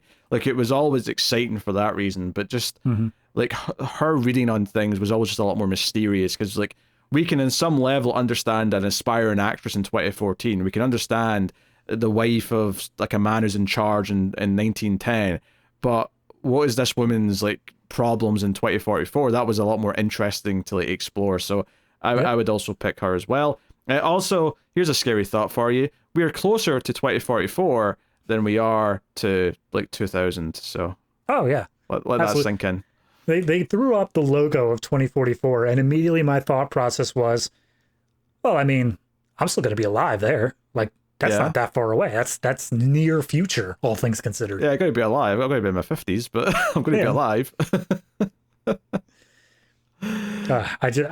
Anytime like I see a 20 whatever in movies now, it used to be this thing of like, oh, it's so far away. It's this distant thing. And like, even at the early 2000s, it always felt like it was still so far away because we had barely spent any time in the 2000s yet. But now that we are a quarter of the way through the century, I'm like, nah, that's going to hit us like a freight train and we're not even going to see it coming. Oh, yeah. I mean, Matt was saying that when he got his mortgage, there was like an end date of when it'll be done. Yeah. And it was like this, yeah, it's a date you see in a sci-fi. It was like 2050 something or something like that. And he's like, yeah, that's cyberpunk times. That's not a life that I'm going to live to see. I'm not going to be paying with dollars. I'm going to be paying with credits. What the hell is this? All right. What are you rating The Beast? That is a tough one, but only because I'm bouncing between two very similar scores. I think there's a lot to it. I think it is very dense, and I do think it is absolutely up to personal preference. It is, again, a movie you need to be engaging with. This is not something that you can just idly watch. It is something that you need to be reading into and questioning and trying to figure out the whole way through. And obviously, that's not going to be everybody's cup of tea, but I think it is definitely worth the effort if you go into it. So if I had to slap a rating on it, I'm basically bouncing between an 8.5 and a 9, if I'm being honest, because I think that it is just that interesting to me. I think on a rewatch, I could be convinced to give it a 9, but for right now, I'm going to give it an 8.5. I think there are plenty of things that are going to age well with time. I think there's much more depth to this movie than even we've gone through here. It's a very intriguing movie, and I am interested to see how time is going to treat it. But right now, I'm still just going to give it an 8.5 with the promise of it's only going to get more interesting as we continue down this, honestly, very societal mirror of how fatalistic we are as a society of nothing's going to get better, and it's just going to keep proving that this is something we need to improve upon as a human species. Yeah, I wasn't sure where I was going to go with the rating. Like, I could have seen. I don't know. I guess I think I'm going to give it an 8. I think I think it's a great movie, and I do also agree that I think on rewatches, if I ever do, and I could be tempted to because I think there's the depths there to make it worthwhile. I don't know if that choice will ever happen. I don't know if I'll ever say I feel like watching all 2 hours and 20 minutes of The Beast again, and that's the one thing that's making me think, oh, I don't want to go up to something like a 9 because I don't know if that drive's ever going to be there to actually go through it again. I think it potentially would have benefits of doing so, and I might find myself wanting to, you know, in like 5-10 years when I think about it again, I'll go, oh, I should go back and watch that again. But I do think it's great. I think it's really well directed. I think the performances are great. I think the way it tells its story makes it more engaging, especially if you like something that's a little bit more abstract and lets you sort of put the puzzle pieces together yourself. Yeah, so 8 out of 10. Mm-hmm. Yeah, absolutely. But yes, very good.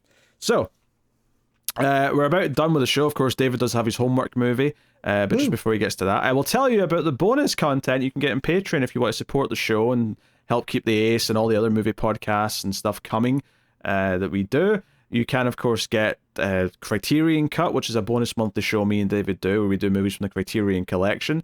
Not unlike this review in the sense that there's usually a lot of themes to talk about and whatnot. I mean, it does say something that this was hosted on the Criterion channel, so... Oh, was it? Yeah. That said, they also hosted Slumber Party Massacre at one point, so that's not exactly saying much either. I think it says a lot, actually. Okay. You can also get extra reels at the $5 tier and up, which is where we do some of the worst movies ever made. So, you know, that sounds like fun. You can check out that. Worth mentioning as well that if you use an Apple device and if you're using the iOS app for Patreon, Apple are forcing Patreon to add 30% to every price on there. So you can still use the app to access content, but I would highly recommend that for setting up your account and like signing up and paying for it, do it on, you know, a different device, a browser on something else, or maybe even a browser on an Apple device would work if you just use Chrome or something. But yeah, just not in the App Store. Yeah, don't use the app.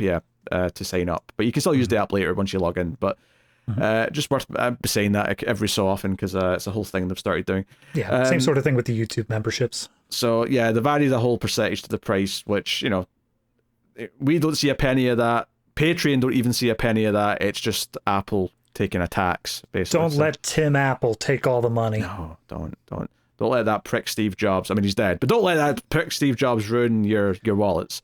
I mean, in fairness, he believed in Buddhism, so he's reborn somewhere. Sure. So yeah, obviously like, subscribe, let us know what you think of the movie in the comments, all the usual stuff. But yes, every week on the Ace, David goes back and checks out a movie that was on the show before he joined so he can catch up and whatnot. David, what was this week's homework movie? I'll be honest. It was one that I've always just wanted to do, and I've been putting off until I found one that kind of felt related.